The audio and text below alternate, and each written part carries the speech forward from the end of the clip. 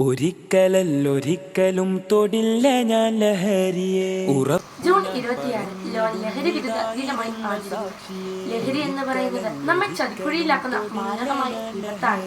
ലഹരി എന്ന സമൂഹ വിപത്തിനെതിരെ ജനങ്ങളെ ബോധവൽക്കരിക്കുക എന്ന ലക്ഷ്യം മുൻനിർത്തിയാണ് ഐക്യരാഷ്ട്രസഭ ജൂൺ 26 ലോക ലഹരി വിരുദ്ധ ദിനമായി ആചരിക്കുന്നത്. ഞാൻ ഈ പോസ്റ്റിനോട് പറയുന്നത് കുടുംബനാഥന്റെ ലഹരി മൂലം തകർന്നടിയുന്ന ഒരു കുടുംബത്തെ പറ്റിയാണ്. യുവതലമുറകളാണ് ഇന്ന് ഏറ്റവും കൂടുതൽ ലഹരി പദാർത്ഥങ്ങൾക്കും മയക്കുമരുന്നുകൾക്കും അടിമപ്പെട്ടിരിക്കുന്നത്. മദ്യം വിഷമാണ്. അത് ഉണ്ടാക്കരുത്, കുടിക്കരുത്, കൊടുക്കരുത്. ലഹരി എന്ന് പറയുമ്പോൾ നാം ആദ്യം ചിന്തിക്കുന്നത് ആൺകുട്ടികളെയാണ്. ലഹരി തിന്ന്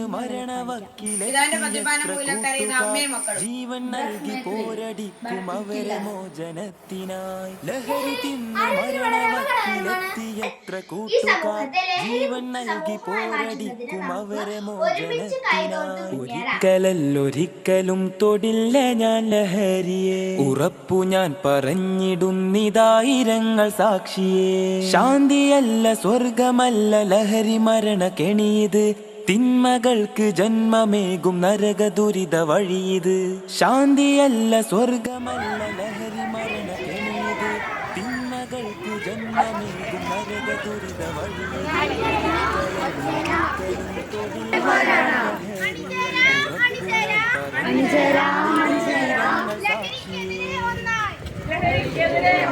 ലഹരി തിന്ന് ജീവൻ നൽകി ജയ് മിഷൻ ലീഗ്, അണിചേരാം അണിചേരാം.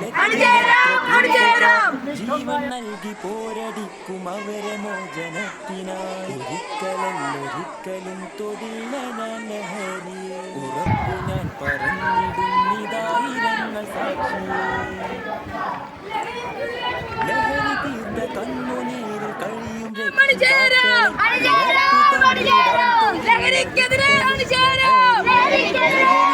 കണ്ണുനീരിൽ കഴിയും രക്ഷിതാക്കളെ ഉറപ്പ് തന്നിടാം തൊടില്ല ഒരിക്കലും ലഹരിയെ. ഒരിക്കലല്ലൊരിക്കലും തൊടില്ല ഞാൻ ലഹരിയെ, ഉറപ്പു ഞാൻ പറഞ്ഞിടുന്നിതായിരങ്ങൾ സാക്ഷിയെ.